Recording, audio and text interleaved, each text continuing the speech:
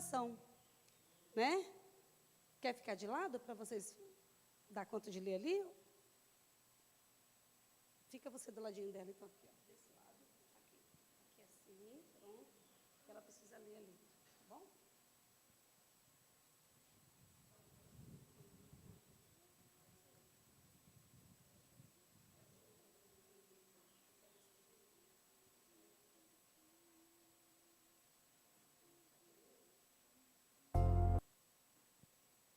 Esse aqui também é para honrar e louvar o nome do nosso Deus.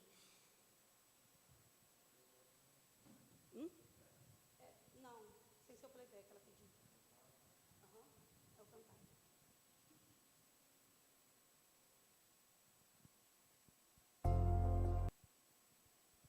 Acho que eu escolhi a música.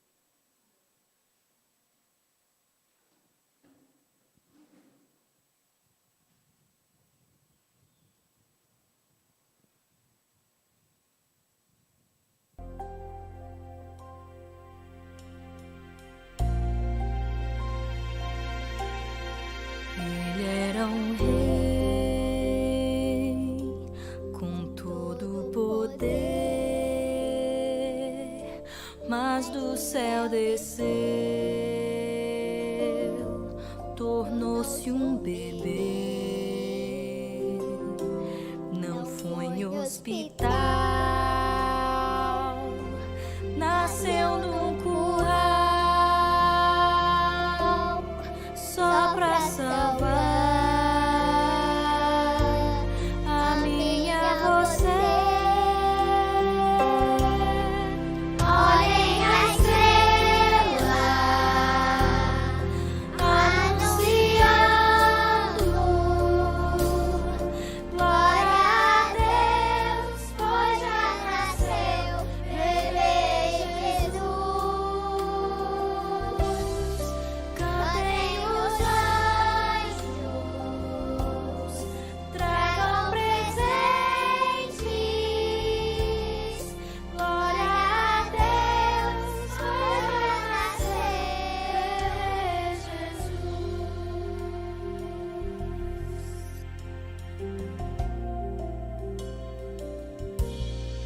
Ele era um rei com todo o poder, mas do céu desceu, tornou-se um bebê. Não foi em hospital, nasceu no curral, só pra salvar a minha você. Olhem a estrela anunciando glória a Deus, pois já nasceu bebê Jesus. Cantem os anjos, tragam presentes. Glória a Deus, pois já nasceu.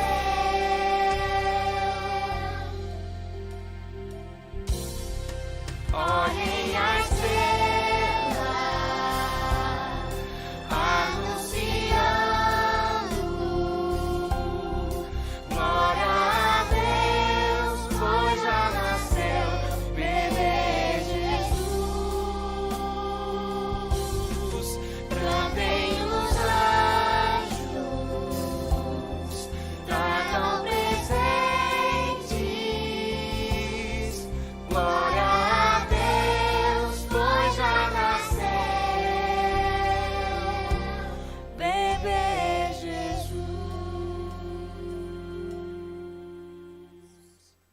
Amém. Gostou da música? Então conheça o nosso DVD. Amém. Minha vida é uma... Mas possa estar nascendo nos nossos corações todos os dias. Nós sabemos que se comemora o Natal, o mundo comemora o Natal, mas nós temos que comemorá-lo todo dia. Que esse nascimento seja na minha vida, na sua família e na minha família. Vamos ficar de pé para orar?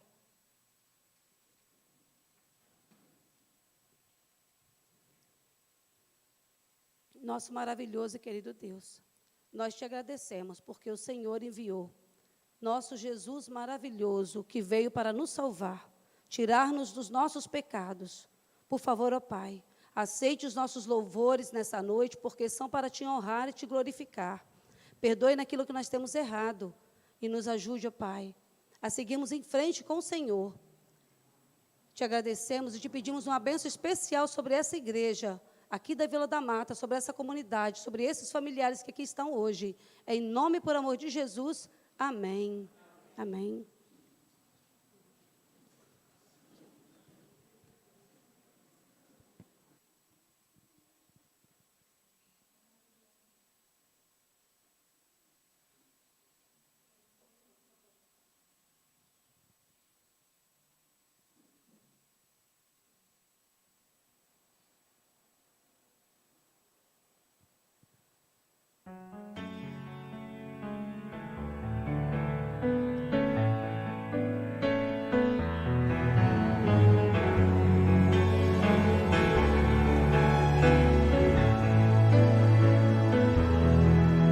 É preciso molhar os pés para que o milagre aconteça e tocar suas vestes para sentir o teu poder.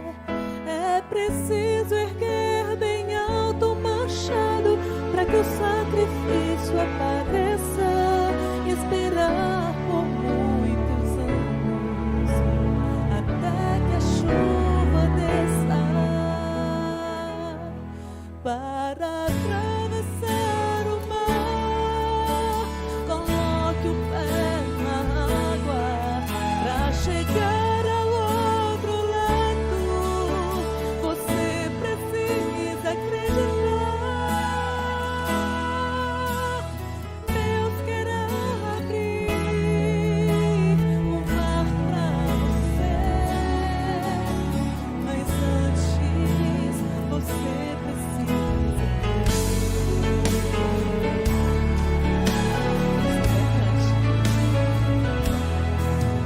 É preciso mergulhar a sétima vez e clamar mais alto que o mundo, para então voltar a ver. É preciso crer na cruz para tornar-se um novo ser, esperar só mais um pouco até ver Jesus descer para atravessar o mar. Coloque o pé na água para chegar ao outro lado. Você precisa acreditar. Deus quer abrir o mar pra você, mas antes você precisa crer. Sem fé impossível é chegar-se a Deus. Pela fé os teus pés irão tocar terra firme no meio do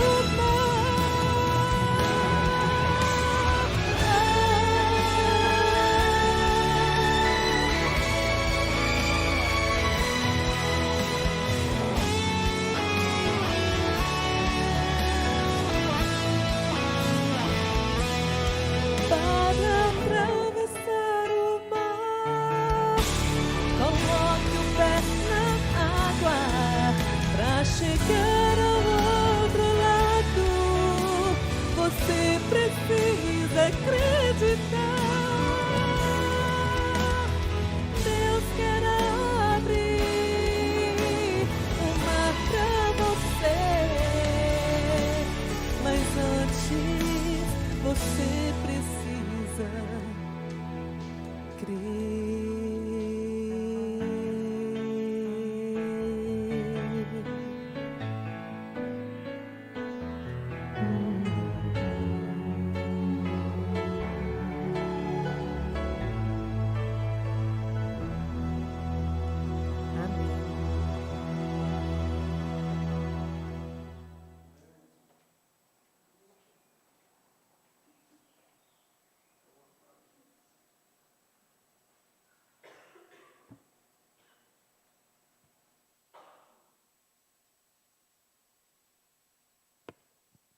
Bom dia, amada igreja.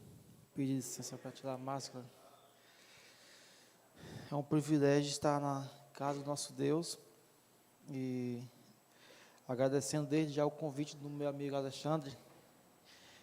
Ele me convidou desde o primeiro sábado para estar aqui. Na verdade, como o primeiro sábado o pastor estava na escala, aí precisou ser mudado.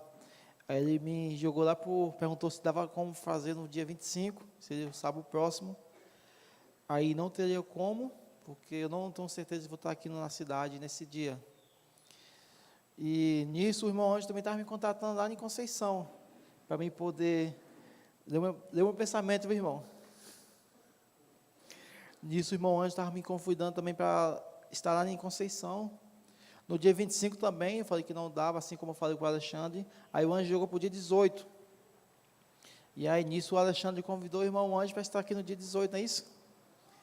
Só que aí saindo para Conceição para visitar, para dar estudo com o irmão Anjo, ele comentou que estava aqui. Aí eu comentei que você tinha convidado e tal. Ele falou, então fica lá em Vila da Mata que eu fico em Conceição. Vai ser bom para os dois. Resultado, Deus queria que eu estivesse aqui. E às vezes a gente quer retardar um pouco, né, na nossa teimosia humana. Mas louvado seja Deus pelo privilégio de poder estar aqui mais uma vez com os irmãos. Do jeito que estamos, vamos fechar os nossos olhos mais uma vez e falarmos com o nosso Deus. Senhor Deus e Pai, nós te agradecemos pelo dom da vida, pelo privilégio de poder estar na tua casa. Pedimos que o Espírito Santo fale conosco poderosamente nesta manhã. Suplicamos por Jesus amado. Amém. Bom dia, um feliz sábado a você, amigo que está em casa, amiga. Não sei que momento você vai assistir essa mensagem, mas tenha certeza que Deus quer falar ao seu coração nesse momento. E todos nós vamos ouvir o que Deus tem a dizer conosco, pois Deus quer fazer maravilhas no meio do seu povo. Estamos próximo da missão Caleb. Ultrapassou os 5.000 inscritos na associação, a maior de todas. A associação está esplêndida de alegria, né? Tantos Calebs inscritos. E louvado seja Deus, Vila da Mata vai ter uma missão Caleb Raiz aqui. Desde a última missão, já tinha ouvido alguns zumbidos que Vila da Mata precisava de uma missão. Contatamos com o pastor, olha, especial para a Vila da Mata, vamos trabalhar nessa ideia. E aí, louvado seja Deus que vamos ter aqui. Quantos estão inscritos aqui? Levante a mão. Qualquer missão. Temos mais ou menos 50% a 60% inscritos. Louvado seja Deus. Contamos com a ajuda de todos. Independente do dom que você tiver, vai ser muito útil, pois Deus quer usar você para que outras pessoas sejam alcançadas, não somente na missão, mas em toda a obra dele. Antes de começar a mensagem, eu vou fazer um bate-papo com os amigos. Nós temos pedreiro aqui, é isso? Vou fazer uma pergunta sobre obras. Eu sei que o Eliseu ali está afiado. Vamos construir uma igreja. Vamos fazer a planta. O que eu preciso colocar na planta da igreja? Vão citando nomes. O que eu preciso colocar na planta da igreja? Oi? Na planta. Isso, mas os cômodos, o que precisa na planta. Vamos lá.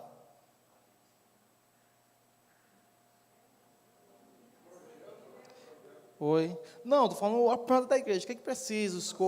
Oi? Isso. Magistério, muito bom. Mais alguma coisa? Muito bom. Vamos lá? Mais alguém? Muito bom. Sala pastoral também, indispensável. Mais alguém? O banheiro tem que ter, né? Muito bom. Tem uma coisa que é indispensável. Portão, né, para proteger, né? Tem uma coisa que não pode faltar. O som também, muito. Os membros foi o que eu falo da planta por enquanto. Tem uma coisa que é indispensável, que não pode faltar, ele deu. O que não pode faltar na planta de uma igreja?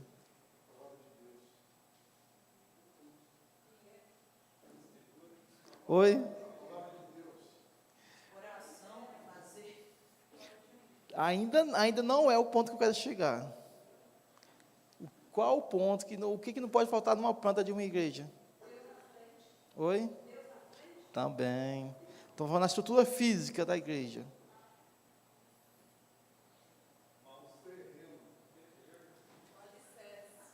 Olha, está surgindo. Uhum.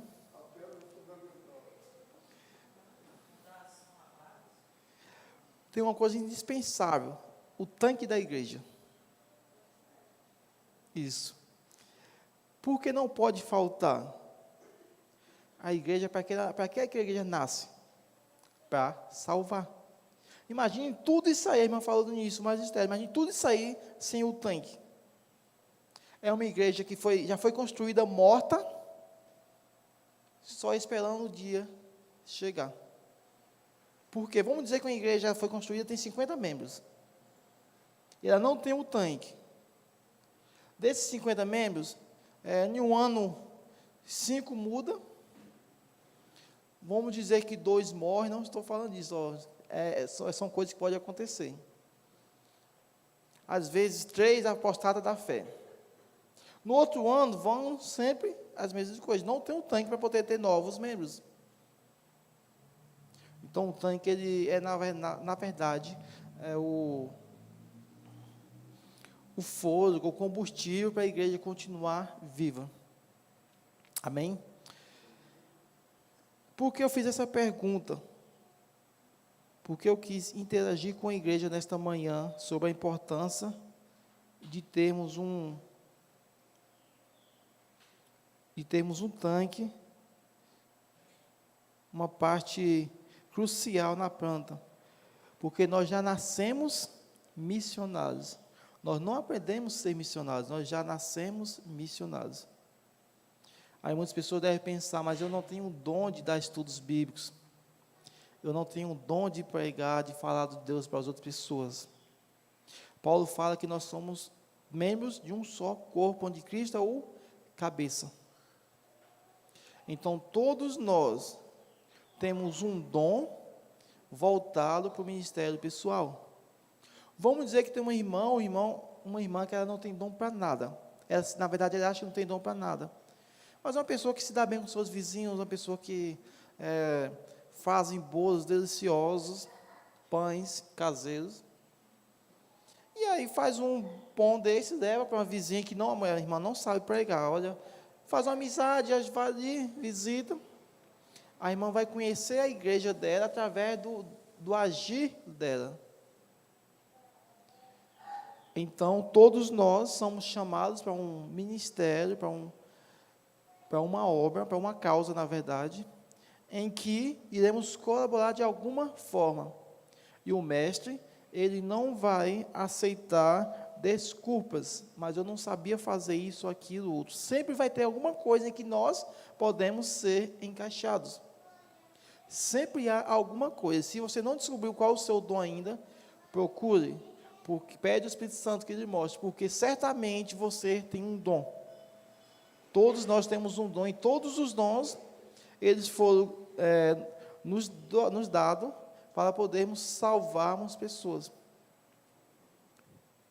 Só que não é sobre o dom que eu vou falar hoje. Aí, mas por que você deu essa introdução toda sobre o dom? Porque é algo que está dentro da mensagem indiretamente. A mensagem desta manhã está situada em 1 Reis, só que, você deixa aberto em 1 Reis 18, nós vamos dar para Apocalipse, para a gente poder analisar um pouco do remanescente de Deus. Quando se fala na palavra remanescente, automaticamente o que vem na nossa mente é um povo escolhido com características ou qualidades que ninguém nunca teve. Essa é a ideia de remanescente, pelo menos eu sempre achava dessa forma. Vai ser um povo especial dos últimos dias, em que nunca houve alguém com qualidades semelhantes a esse. Mas vamos analisar realmente essas qualidades, biblicamente falando, e vamos analisar um pouco no passado para vermos alguém que temos alguns, só como está apenas um personagem, que ele é representado pelo remanescente de Deus nos últimos dias. Nós conhecemos alguns textos-chave de Apocalipse, quando se fala sobre o remanescente. Apocalipse 14, 12, por exemplo, que diz: aqui está a perseverança dos santos, os que guardam o mandamento de Deus e têm o testemunho de Jesus. Apocalipse 12, 17, irou-se o dragão contra a mulher e foi pelejar com os restantes da sua descendência. Os que guardam o mandamento de Deus e têm a fé em Jesus e se pôs em pé sobre a areia do mar. Eu poderia estar citando alguns outros versículos que caracterizam o remanescente de Deus. Só que, ao invés de citarmos alguns outros versículos, vamos estudar a vida de um personagem do passado, que ele é representado pelo povo remanescente dos últimos dias. Na verdade, 1 Reis, capítulo 16, 17 e 18. Nós vamos falar um pouco sobre Elias. Quem foi Elias? Quais são as características de Elias, ou não somente de Elias, mas de todo o seu contexto, dos personagens que o rodearam nessa época. Nós vamos estar fazendo algumas comparações de Elias e seus personagens do passado, dos personagens que envolvem a sua história no passado, e trazer para os nossos dias. Que personagens esses representam nos últimos dias?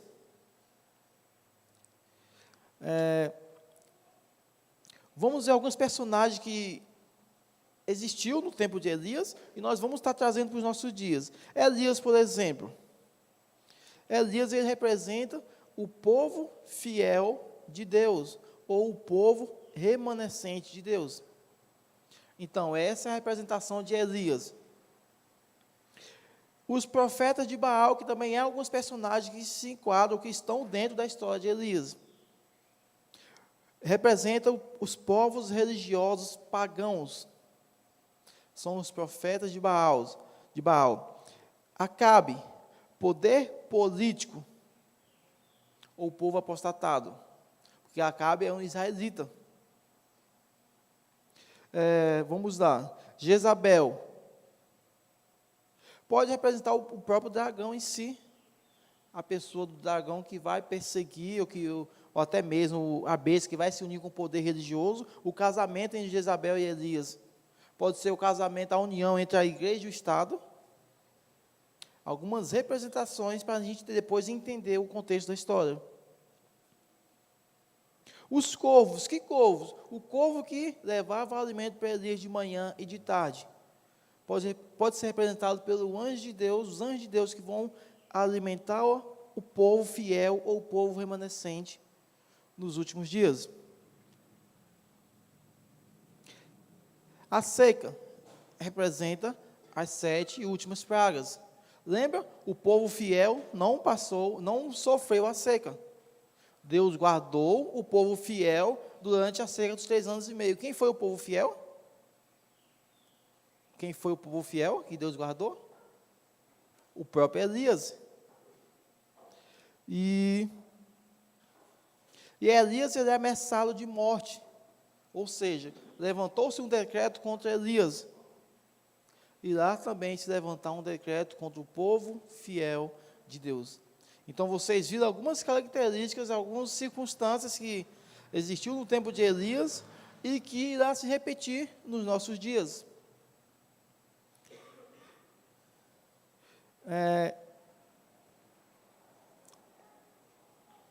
Todos nós conhecemos boa parte da história de Elias, Acabe, todo o contexto em que Israel se enquadrou nessa época, ou conhecemos pelo menos boa parte. Sabemos que, vamos fazer um resumo aqui da história de Israel no tempo de Elias.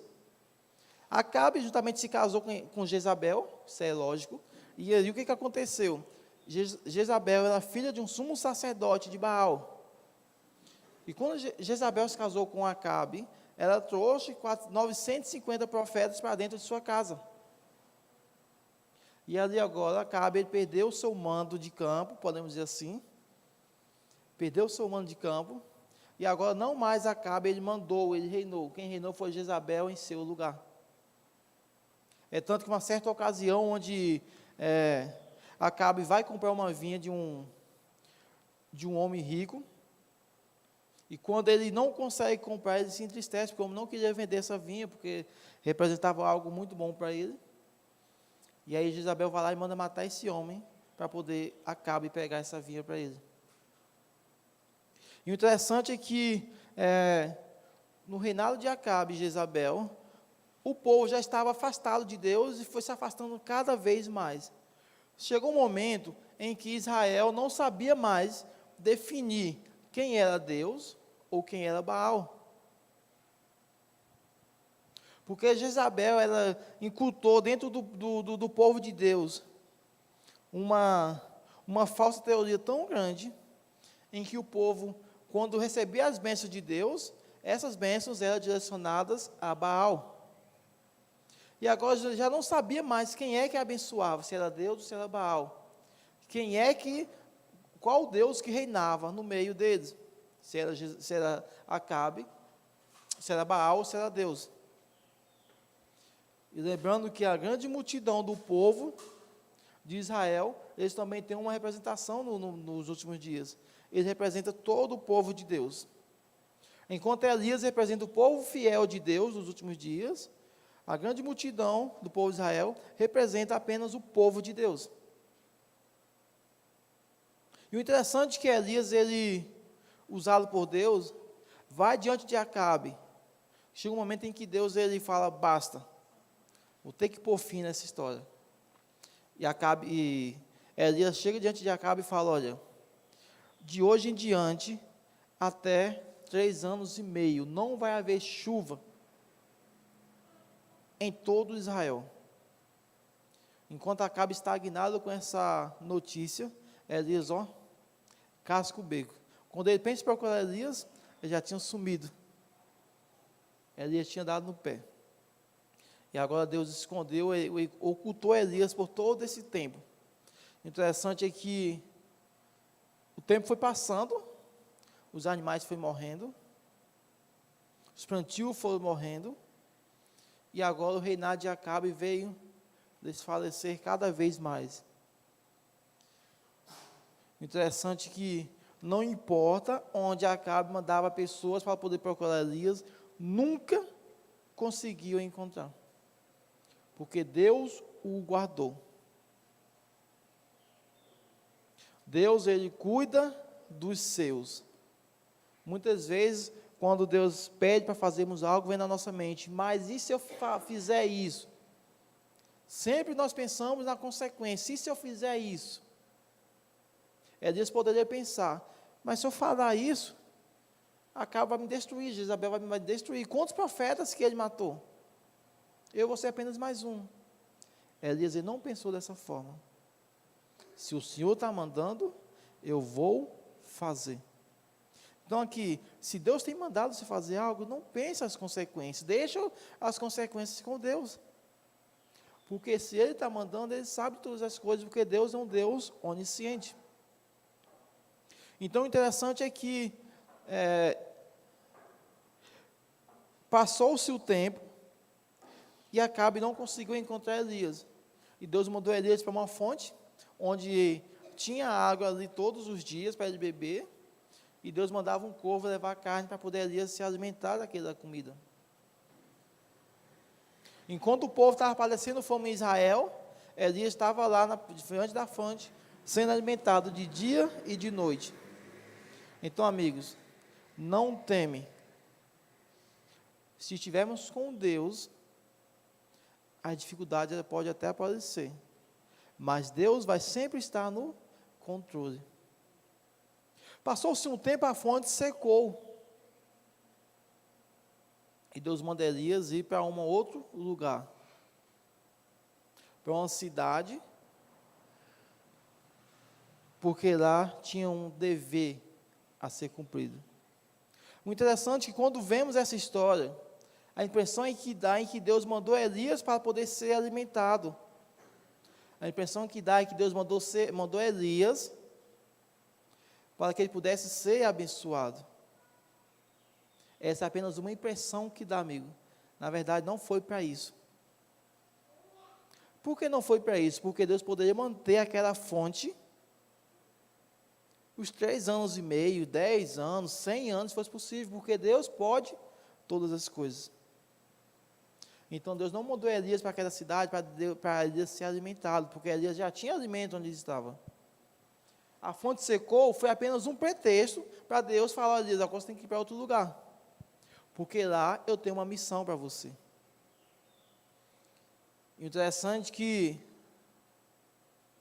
quando Deus mandou Elias, talvez Elias poderia pensar: poxa, eu vou para a casa de uma pessoa rica, eu vou comer do bom e do melhor, eu vou ficar lá até essa tempestade passar.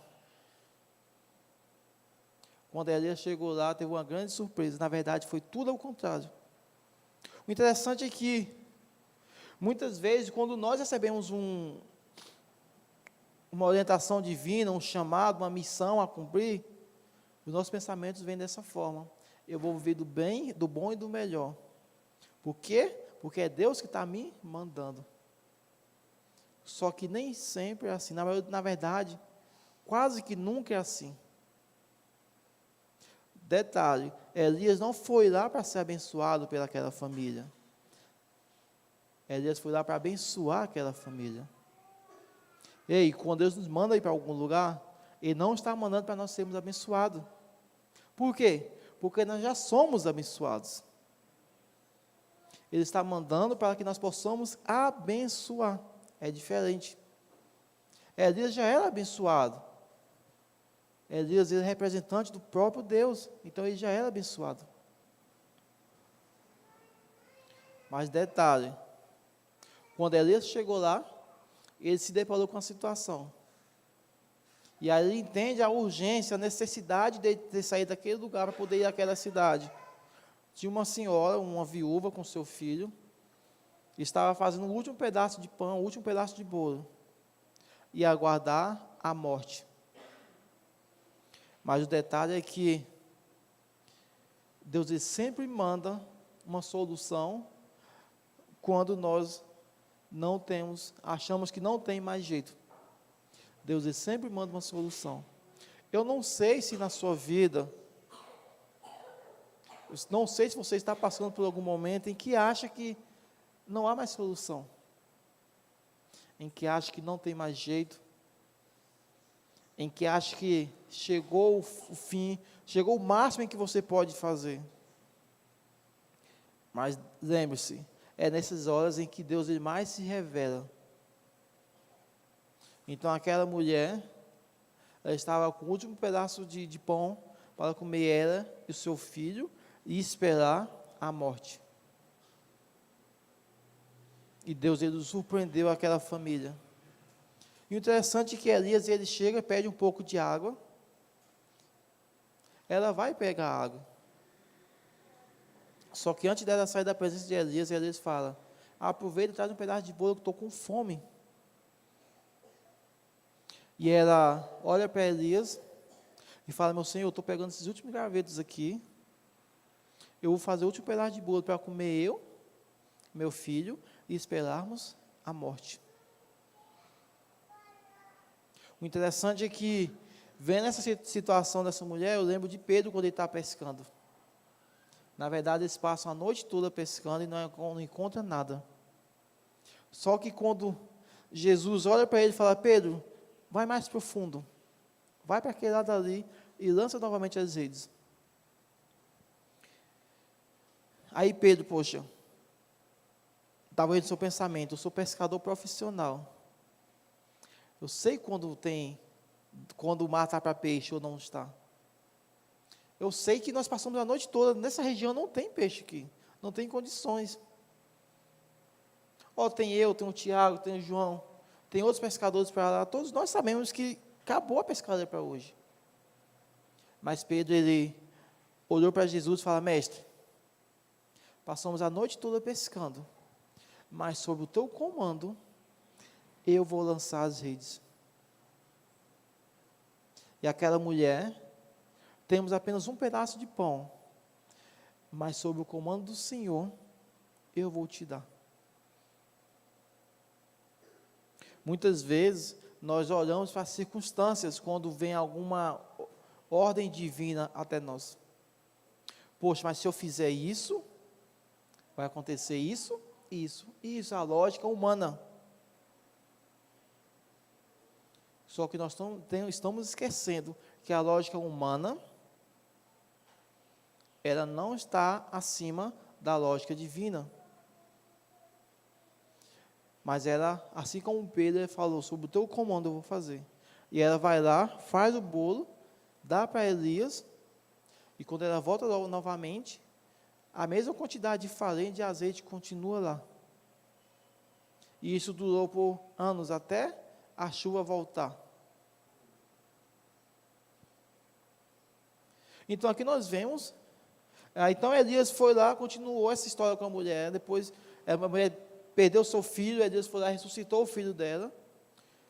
Aí depois Deus falou, Elias, volta para Israel, que agora o bicho vai pegar. E Elias ele voltou. Elias ele voltou diante da presença de Acabe. Interessante que Acabe andou por toda parte, não conseguiu encontrar. Mas do nada, quando ele abre os olhos, quem está diante dele? O próprio Elias. O interessante é que Elias ele chega diante de Acabe e fala, Acabe, olha, eu sei que você me procurou o tempo todo, mas aqui eu estou. Eu venho aqui te dar uma notícia, uma ordem, na verdade. Imagine um homem dar uma ordem para um rei. Olha, junte todo Israel no Monte Carmelo. Amanhã, tal hora. O interessante é que Acabe ele temeu. Acabe temeu a ordem de Elias. E ele obedeceu a Elias como se estivesse obedecendo um superior dele. Um rei superior. Então é interessante que Acabe ajuntou todo Israel.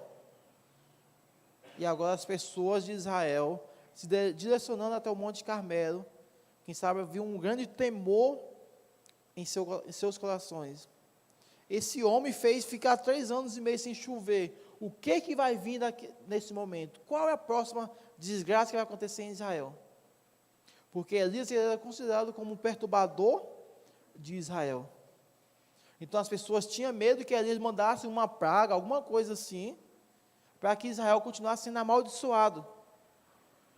Essa foi a ideia de que os profetas de Baal, de que o próprio Acabe, a Jezabel, essa foi a ideia que eles passaram, que Deus é um Deus mau. Na verdade, Satanás sempre tem feito isso ao longo dos séculos, de que Deus é um Deus vingativo, um Deus que não tem amor, que não nos deixa libertos, não nos deixa livres.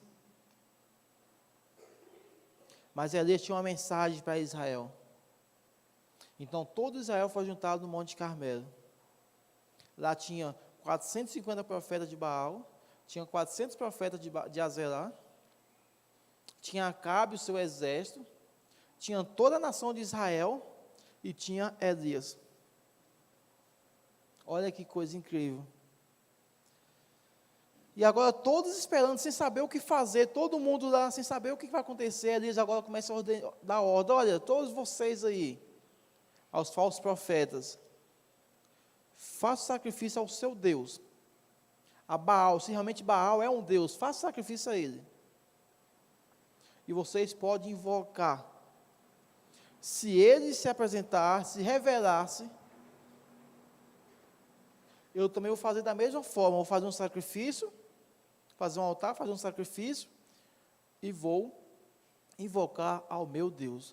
O Deus que responder com fogo, esse é o Deus de Israel. E todos aceitaram.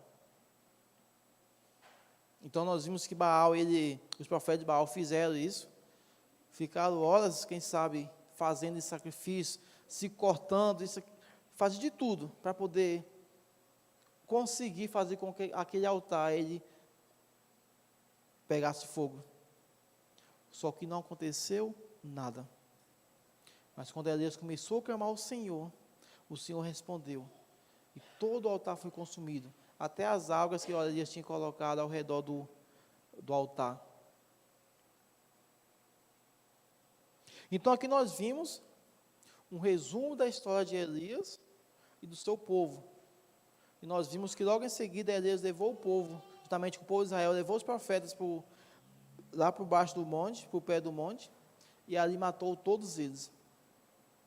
Só que o interessante é que Elias, ele após fazer isso, ele recebe uma ameaça de morte. E agora Elias, que estava na vida espiritual lá em cima, desceu lá para baixo. Sabe o que isso nos mostra? Que nós nunca vamos alcançar uma estabilidade espiritual a ponto de acharmos que nós somos ou que passamos de um degrau em que nós não possamos ser tentados ou que nós não possamos ceder à tentação. Não existe. Ou seja, quando eu chegar no ponto mais alto da minha fé espiritual, eu estou a um passo de cair. Então isso nos mostra a fragilidade humana. Então Elias agora ele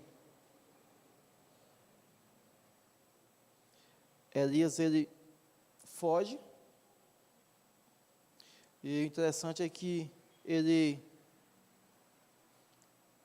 foge com medo da morte, mas logo em seguida ele pede para que Deus o tire da sua vida.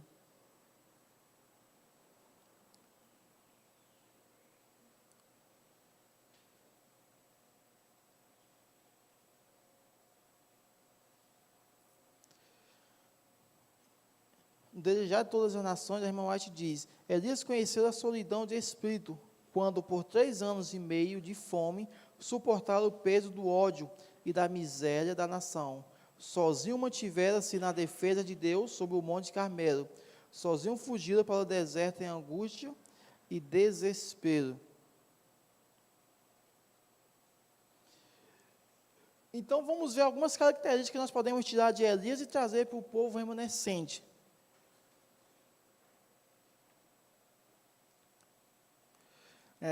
Lá em Filipenses, eu gostaria que vocês abrissem Filipenses capítulo 1.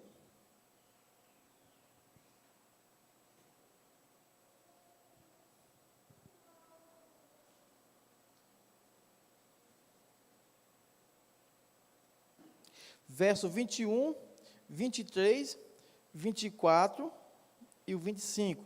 21 diz assim: porquanto para mim o viver é Cristo, e o morrer é lucro. 23.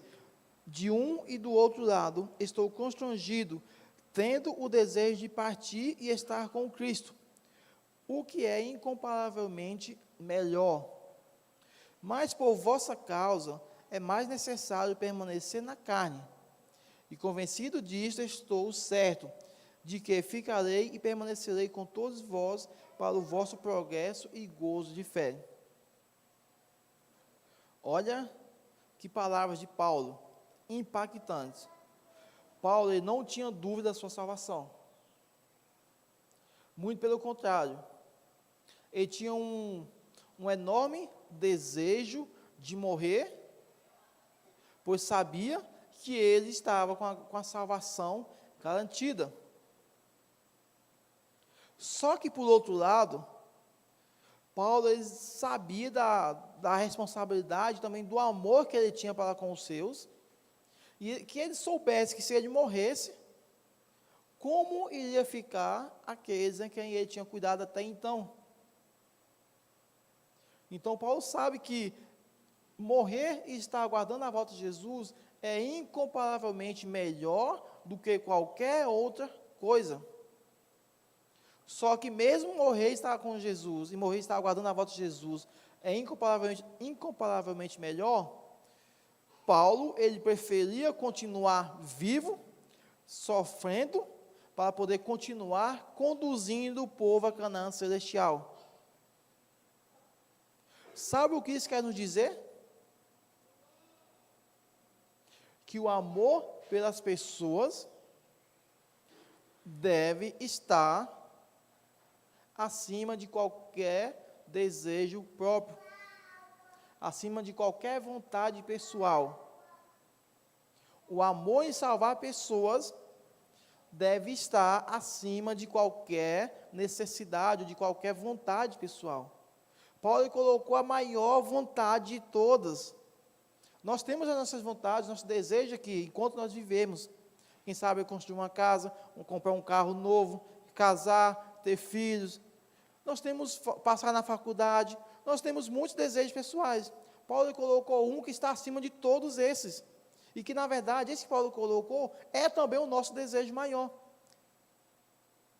Só que Paulo entendia que, entre ele escolher estar morto, aguardando a volta de Jesus, e continuar sofrendo as tribulações dessa vida, em prol de continuar salvando pessoas para o reino de Deus, ele preferia continuar sofrendo, para poder continuar levando pessoas, ou fazer com que pessoas continuassem permanecendo no reino de Deus. Então, Paulo pensava primeiro na necessidade das pessoas do que no seu bem-estar. Elias, ele sabia que ele estava bem com Deus. Se ele pudesse continuar somente em seu ciclo de adoração a Deus, só ele e Deus, seria bom para ele. Só que Elias, ele se importou com o seu povo, que estava esquecendo de quem realmente era Deus. Então Elias preferiu enfrentar Jezabel, Acabe e todo o reinado de Israel para poder lutar pelo seu povo. Nós temos outros exemplos, como Daniel, como Moisés. Ou seja, pessoas remanescentes de suas épocas. Agora temos também os remanescentes dos últimos dias. A Bíblia chama de 144 mil, os restantes fiéis. Nós não vamos entrar nesse tema dos 144 mil, até porque já estamos chegando nos minutos finais. Pode ser uma outra mensagem futuramente. Mas esse povo fiel, a maior característica dele deve ser ter em seu coração o desejo de salvar pessoas para o reino de Deus. A pergunta é, mas eu não sei dar estudos, eu não tenho tempo para dar estudos, como eu faço para poder salvar pessoas? A primeira preocupação de cada cristão, de cada servo de Cristo é: Senhor, coloque em meu coração o desejo de salvar pessoas. Coloque em meu coração o amor pelas almas que estão perecendo. Porque quando está em nosso coração o desejo de salvar pessoas, automaticamente vamos arrumar um jeito para poder continuar a levar a mensagem. Quer seja através de estudo bíblico, quer seja através de amizade, Deus vai nos dar uma direção. Todos nós, assim como a igreja física, ela não pode nascer, não pode ser construída sem um tanque. Todo cristão que é batizado, já é batizado para o ministério pessoal. Só que o ministério pessoal, como Paulo fala, tem vários membros, e cada membro tem uma função. Todos os ministérios do departamento da nossa igreja, eles fazem parte do departamento pessoal. Todos eles é voltado para salvar pessoas. Então, em primeiro lugar, nós temos que pedir a Deus, se não há, temos que pedir a Deus o desejo em nosso coração de salvar pessoas. Porque foi para isso que nós fomos chamados. Então, o povo remanescente de Deus, ele tem uma obra a cumprir. Eu queria convidar vocês para abrir Apocalipse, capítulo 14. Nós chamamos de as 3 mensagens angélicas. Se uma pessoa vier perguntar, qual é o RG da sua igreja? Aí você pode colocar Apocalipse 14, 6, 7, ou 6 a 12. São as 3 mensagens angélicas. Se eu fosse resumir todo o Apocalipse em apenas uma passagem, eu resumiria nesse texto. Porque aqui mostra o capítulo 14, o versículo 6. Vi outro anjo voando pelo meio do céu, tendo o evangelho eterno para pregar aos que se assentam sobre a terra. e a cada nação, tribo, língua e povo, dizendo em alta voz: temei a Deus e dai-lhe glória, pois é chegada a hora do seu juízo, e adorai aquele que fez os céus, a terra, o mar e as fontes das águas. Vamos analisar algumas palavras interessantes aqui antes de estarmos finalizando. Um anjo voando pelo meio do céu. Nós sabemos que anjo é mensageiro. Voando simboliza algo rápido, veloz, algo urgente. Esse anjo, ele está com uma mensagem. Só que essa mensagem, ela está sendo falada em alta voz. Aí você me pergunta, mas por que em alta voz? Eu vou dar um exemplo. Vamos dizer que tem uma criança dessas, ela está brincando aqui. Seu filho Dudu, vamos dar um exemplo. Vamos dizer que o filho Dudu está brincando.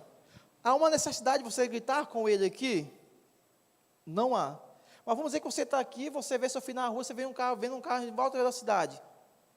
Você vai falar com ele do mesmo nível que você vai falar com ele brincando aqui? Não vai, né? Aí está a urgência. Ele vai dar o grito maior que for possível, já que você não consegue alcançar ele a tempo. Então você vai dar um grito maior possível. Então isso demonstra a urgência, a importância desse alta voz. Precisamos gritar ao mundo que eles estão na frente de um carro a ser atropelado a qualquer momento. Nós temos esta mensagem, nós somos esse anjo. As pessoas do mundo são os nossos filhos que estão em perigo na rua.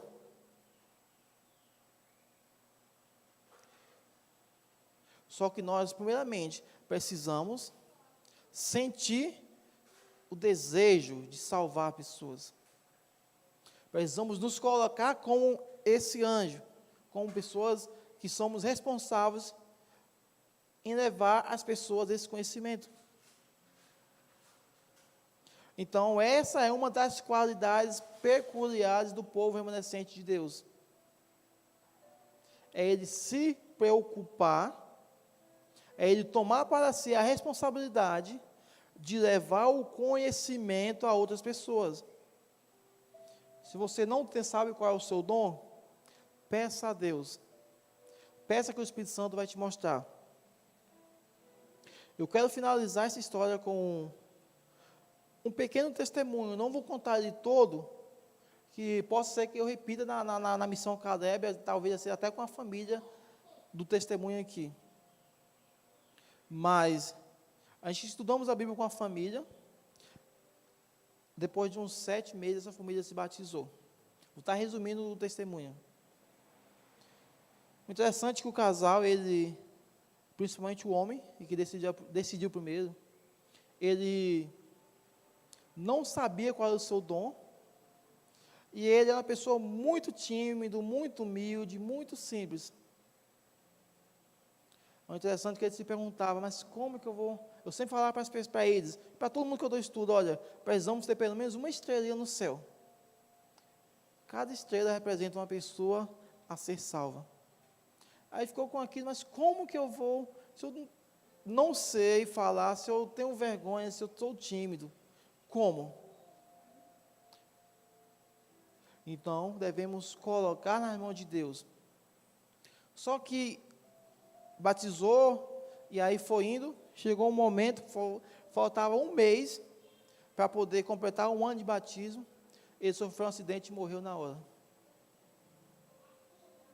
Interessante, depois da morte dele, uma cunhada dele me ligou, falou assim, Aldair, eu preciso conhecer o Deus que o Roberto conhecia. E aí fomos lá, no primeiro dia que fomos fazer um estudo com eles, marcado para o domingo próximo, tinha umas 20 pessoas lá para poder estudar a Bíblia. Resultado, já tem quase 10 pessoas que decidiram as águas, já se batizaram, por causa do testemunho desse homem, e tem mais pessoas querendo se batizar, querendo estudar a Bíblia. Um homem que não sabia qual era o seu dom, que não sabia o que fazer para salvar pessoas. A pergunta é: quer saber qual é o seu dom? Se você já sabe, não deixe ele enterrado. Por favor, pede ao Espírito Santo para te ajudar a fazer com que esse dom ele possa florescer e ganhar novos frutos para o reino de Deus. Não deixe ele ser enterrado. Mas se você verdadeiramente não sabe, pede que Deus te mostre. Esteja atento. Converse com pessoas que cultuam juntamente com você. Às vezes as pessoas nos observam e veem que a gente tem algo que a gente não consegue enxergar. Se incomode dentro de si. E pergunta para o Senhor, o que eu posso fazer para poder salvar pessoas? Para poder levar as pessoas do conhecimento dessa mensagem que eu tenho hoje. Nem todo mundo tem o dom de dar estudos. Mas talvez tenha o dom de conseguir estudos para alguém dar. De fazer amizade. De abrir um pequeno grupo e chamar um líder para poder ir lá direcionar na sua casa. E aí seus vizinhos podem vir. Está participando da salvação dessas pessoas. Faça algo. Mas não deixe de fazer. Vamos estar fazendo a missão essas 2 semanas, segunda de janeiro. Iremos contar com o apoio de toda a igreja. Porque quando nós nos preocupamos com a salvação dos outros, nós estamos nos mantendo a salvo. Mas quando nós nos preocupamos apenas com a nossa salvação, nós estamos nos isolando. Então não foi para isso que Jesus nos chamou, para poder ficarmos isolados e pensarmos apenas na nossa salvação. Mas Ele nos chamou para poder levar as pessoas o conhecimento da salvação, porque o momento que nós estamos fazendo isso, automaticamente nós estamos confirmando a nossa salvação por Jesus Cristo. Estamos nos mantendo a salvos. Que Deus nos abençoe. Convido que repete aquele hino, mãos, para a gente poder estar louvando Ele novamente. E assim poder estar finalizando.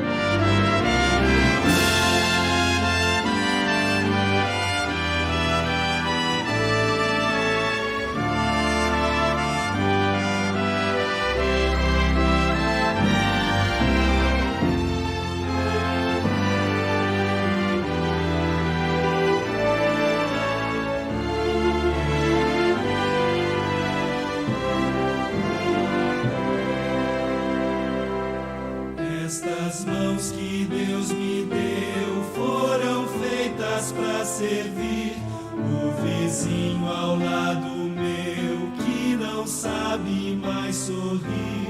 Através de minhas mãos eu pretendo lhe mostrar o sorriso de Jesus. Mãos consagradas para a causa em prol do amor, mãos dedicadas ao serviço do Senhor, mãos preocupadas em se unir às de Jesus, mãos que não temem o encontro com a luz. Lá no céu, no mar, na flor, um detalhe de amor. Há também no entardecer a poesia do nascer.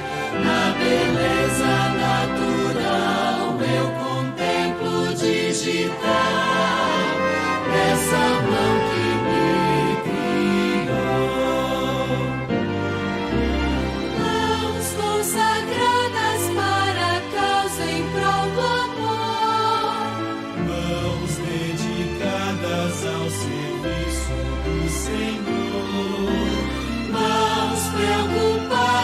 em se unir às de Jesus, mãos que não temem o encontro com a luz.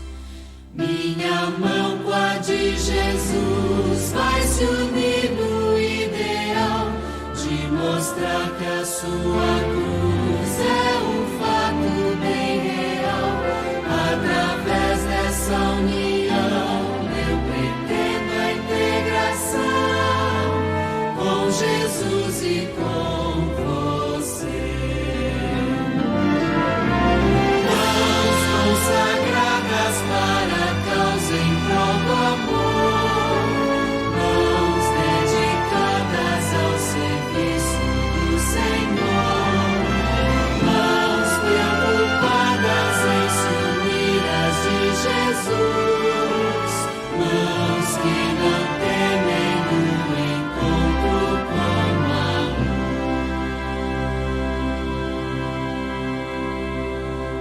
luz. Enquanto Elias estava preocupado com as pessoas, para salvar as pessoas, Deus estava preocupado para levar Elias direto para o céu. Olha que coisa incrível. Enquanto nós estamos preocupados em salvar pessoas, Deus está preocupado em nos mantermos a salvo para alcançar os céus. Vamos orar? Senhor nosso Deus e Pai amado, obrigado por sabermos que nós temos um Deus que cuida de nós. Obrigado por sabermos que quando o Senhor nos chama para poder levar ao conhecimento das pessoas a Tua salvação, aqui estamos, o Senhor está nos preocupado em nos mantermos a salvo. Por favor, nos ajuda, Senhor, a entender a responsabilidade, a urgência da mensagem que o Senhor nos confiaste. E pedimos que o Espírito Santo nos ajude a colocar em prática, Senhor, o dom que o Senhor tem nos dado. Mas, Senhor, se nós não sabemos qual é esse dom, por favor, que o mesmo Espírito possa estar nos mostrando. E assim, para que nós possamos estar nos incomodando a sair e usar o dom que o Senhor nos confiaste para poder salvar. Senhor, coloque em todos os nossos corações, mesmo que nós saibamos ou não saibamos qual é o nosso dom, mas nos coloque uma incomodação tal, ó Senhor, para que nós não venhamos ficar parados no nosso canto, mas que nós venhamos procurar de alguma forma levar as pessoas ao conhecimento da salvação eterna. Sabemos que assim como Elias, o representante dos remanescentes nos últimos dias, assim devemos seguir também o seu exemplo. Sabemos, ó Senhor, que nós não somos chamados para ser abençoados, nós somos chamados para abençoar, porque nós já somos abençoados, porque nós temos o conhecimento da verdade, porque nós somos representantes do Deus verdadeiro. E isso nos basta, Senhor, em saber que nós já somos do Senhor. Mas eu te peço, Senhor, que o Senhor nos coloque em nossos corações o desejo de abençoar as pessoas, principalmente com a salvação eterna, com o conhecimento da salvação eterna.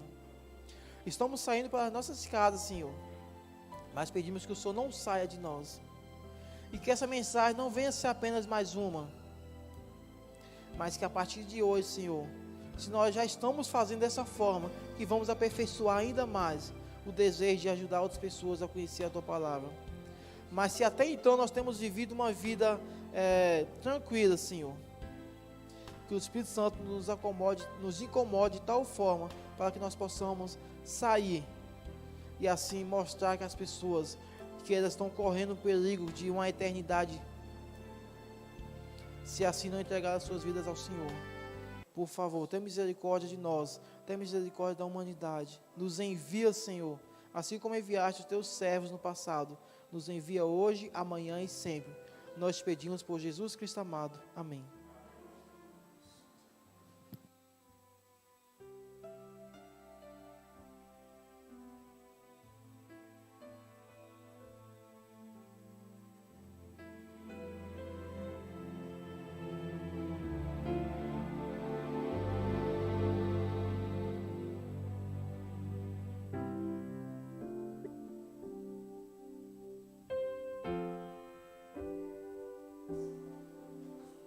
Todo mundo está sabendo aí que agora tem um almoço, hein?